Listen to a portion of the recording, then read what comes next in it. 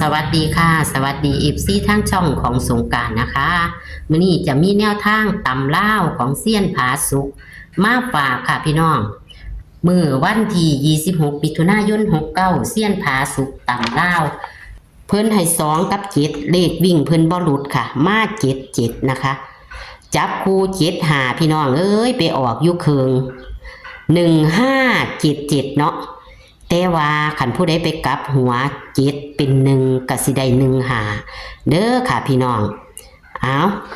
วันที่29มิถุนายน69ตำลาวเซียนผาสุกก็มาแล้วค่ะพี่น้องอย่าเผลออย่าพลาดนะคะเลขวิ่งเพิ่นบ่ค่อยหลุดค่ะก็ฝากกดไลค์กดแชร์ให้กับเซียนผาสุก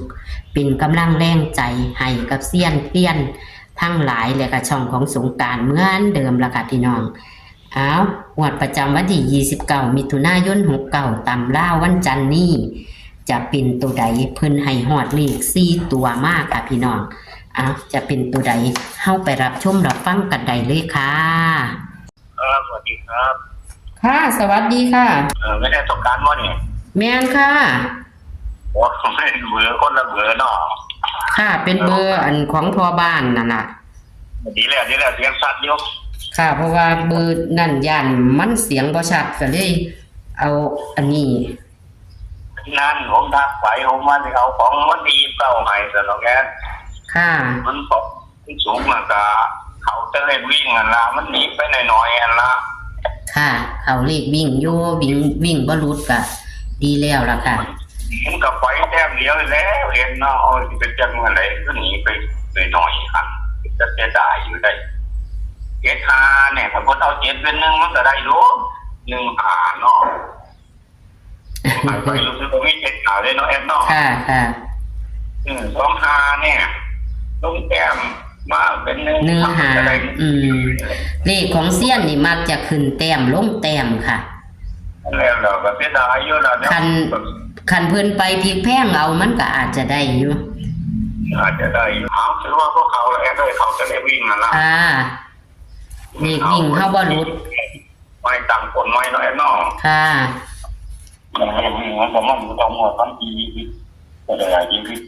หม้อรู้เดี๋ยวนี้เป็นแบบนี้แล้วยามันต้องบังคับเนาะแล้วของวันที่มันบ่หลุดหลายมื้อดอกค่ะมันหลุดอาทิตย์ละมื้อถ้าได้บุกแล้วก็ต้องอาทิตย์บางครั้งหลุดมื้อนึงด้วยค่ะเดี๋ยวเมื่อวันใหม่ไป7 5 2 5เนี่ย7กับ1ตัวเดียวกันมันก็ย่ำอยู่ตลอดเลยเนาะเนาะค่ะเรื่อง7นี่มันตัวสำคัญเนาะมันตีรักษาเป็นยังได้อยู่แม่นค่ะอีกกันนึงมันได้เนี่ยมันก็ว่าอยู่ตลอดตลอดว่าว่าจะได้เนาะมันก็7กับ2ตัวเดียวกันนั่นว่า2 5นี่ก็กันทั้งบ่2เอา7มันก็ได้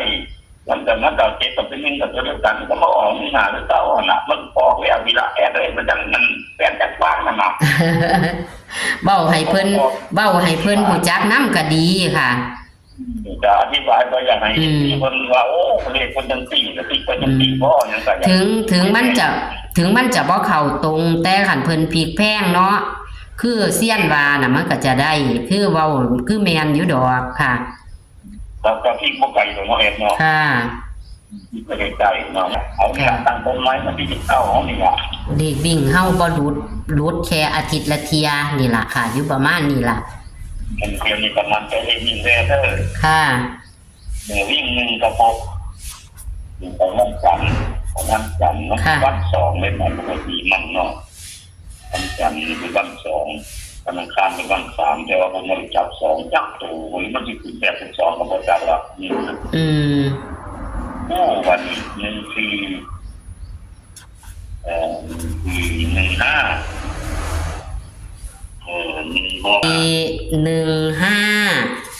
16ไล่กันละไล่น้องไหน16ครับมาเทียนตัวนี้กับทับจังน้อย31เป็นไรกันที่น้องกันนั่นละ3 4 5 6กันวะค่ะแล้วก็มีตัวที่4นี่เขา3 หายค่ะมันมี14 15 16 31ปฏิ3 5เป็นบ่ค่ะ3 5ครับ 3 5 6กับซึ่งในต้องแต้มมาจาก3 6นี่ละตัว6เนอะ3 6ตัวสุดท้าย3 6ค่ะ3 1 3 5 3 6เลขที่3นะค่ะที่งงว่า3 5มันจะใส่3 5ก็มาจาก3 6นี่ละผมต้องแต้มจนไว้เนี่ยต้องแต้มของที่1 5นะค่ะอยากเป็นต้องแต้มกับทั้งหมดทั้งมวลของชุดนี่ละเด้อค่ะเลขบ้านจับเลข3 ตัวให้แต่ว่าผมมีจับเป็นเลขที่ตัวให้เด้อแต่ว่า3 ตัวตัวนี้ในหันแล้วผมจับออกมาจากเลข2 ตัวนี่ละมี5 3 1 5 3 1 5เลข3 ตัวกับ3 1 5นั่นละแล้วตัวนี้6 3 1 6 3 1 6อันนี้เป็นเลขที่โตกับมันออกบนล่างครบกับที่ถึงจังสี่หลักถ้ามันจะเลขนี้ผมไม่รู้กับเลขครบตอนนี้เลข3 ตัวกับ3 1 6กันละค่ะตัดออกจากนี้มันตัดเอาเลข2 ตัวนั่นก็คือ1 5กับ1 6เด้อเด้อรวมที่คนติดแต้งก็เป็น2 5 2 6ไปที่ไหนผมเริ่มเก็บยังไปที่ร้านค่ะบวัน1 6นั่นมันผมก็มีอยู่แล้วนะอย่างจริงเป็น1 เขียนมันเลยเข้าแต่7 ต้องหาไปอยู่ตำแหน่งมันเป็นเงินเป็นบ่แอบแม่นค่ะนั่นเลขที่โตเป็นค่ะแม่น5 7 เนี่ยก็เก็บมันอยู่กลางมันอยู่กลางเสียดายค่ะมันอยู่ทางหน้ามันก็จะได้5 7 5อยู่แม่นี่ดอกอันนี้มันเป็นอยู่กลางมันเป็นเบิ้ลแต่มาแอบนอกค่ะผมก็กำอายุถ้าสูนั่นรู้ว่าจะต้องเหลือ7 5ผมก็ดีใจงงเลยว่าจะไม่ก็ต้อง7 5นะผมก็เน้นไว้อยู่นอกเน้นไว้อย่างดีวันแรกมันออกมาเป็น5 7นะค่ะมันเป็น1 5 7 7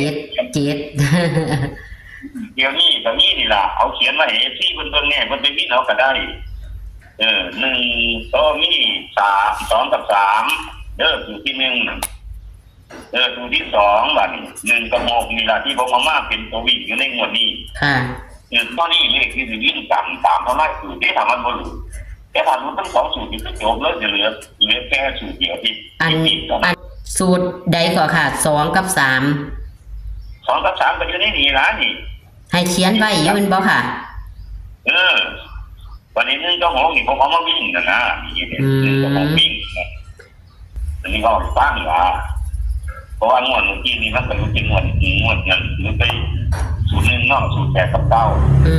ค่ะเดี๋ยวมีสูตรสูตร1ก็จะเหลือสูตร1นั่นล่ะก็เลยเอา2กับ3ไว้ให้ดอกมันเป็นสูตร2บ่ค่ะ2กับ3 2กับ3มันจะต้องมา1ตัวถ้าบ่มา3ก็ต้องมา2แต่ว่าผมจับเอา3มาครับผม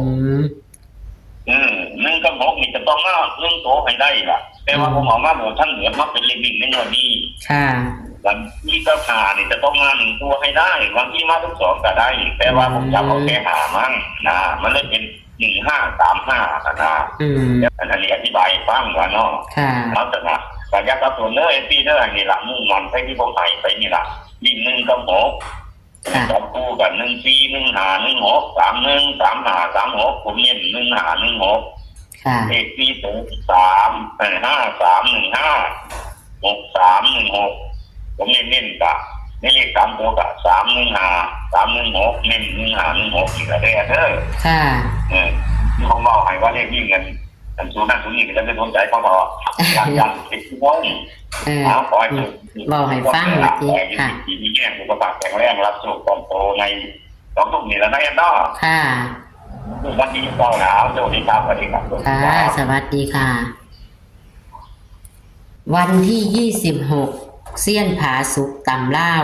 วันศุกร์ที่ผ่านมานะคะเพิ่นจับให้เพิ่นเน้นด้วยซ้ำ7 5พี่น้องเพิ่นให้7 5เน้นให้พันมา1 5 7 7เนาะพี่น้อง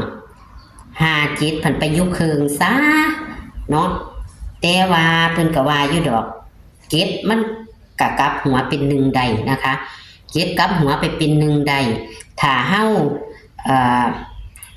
กลับหัวก็จะได้หนึ่งหาเนาะพี่น้องเนาะก็จะเข้าหนึ่งหาค่ะผู้ใดพลิกแพงเนาะค่ะตามคำที่เพิ่นเว้านะคะเพิ่นก็ว่าจิตเป็นหนึ่งมาตลอดล่ะค่ะเสี้ยนผาสุกเพิ่นสิว่าจิตเป็นหนึ่งมาตลอดเก้าเป็นหกมาตลอดนะคะมันจะกลับหัวมาตลอดนะคะเอาเพิ่นก็ให้วิ่ง2กับ7มา7ค่ะเลขวิ่งเพิ่นบ่หลุดเด้อค่ะเลขวิ่งบ่หลุดค่ะต่ำล่าวของเพิ่นให้2หากับมา1หาเนาะพี่น้องเนาะแต่ว่า7หานั่นล่ะโอ้7หานี่ล่ะค่ะพี่น้องมันกลับหัวเป็น1หาเด้อค่ะ7เพิ่นให้ตัวเน้นซ้ำแต่ก็บ่เข้านั่นล่ะค่ะเพิ่นกะหังว่าขันพุบไปพลิกแพงนะคะเว้าเรียงว่าไปพลิกแพงเอานี่ก็คือวันที่29มิถุนายน69นะคะเสี้ยนผาสุกก็ให้มาแล้วนะคะวิ่ง1กับ6ค่ะบนล่างเด้อค่ะพี่น้องบ่ได้เขียนบนล่างส่วน2 3นี่เพิ่นเว้านะคะแอดพันเลเขียนไว้นะคะมันจะมีสูตร1มี2กับ3นะคะเพิ่นก็จับมาเป็นตัวติดกันแหละล่ะค่ะพี่น้องก็เลยได้1 4 1 5 1 6 3 1 3 5 3 6เพิ่นเน้นที่1 5 1 6เด้อค่ะเน้น1 5 1 6นะคะพี่น้องคันจับคู่คันตะเกาวานิ่นเพิ่นกะเข่านิ่นเด้อคันแต่ที่แน่ๆเลขวิ่งเพิ่นบ่หลุดเลข4ตัวเด้อมื้อนี้เพิ่นบ่ได้ให้3ตัวเพิ่นให้เลข4ตัว5 3 1 5 6 3 1 6ค่ะพี่น้องแคปหน้าจอค่ะตัดเลนก็จะ3 1 5 3 1 6ค่ะตัดเลน3ตัวนะคะก็ขอให้โชคให้หมานกับเสี้ยนผาสุกงวดประจำวันที่29มิถุนายน69ตำลาวนะคะโชคหมานๆค่ะสวัสดีค่ะ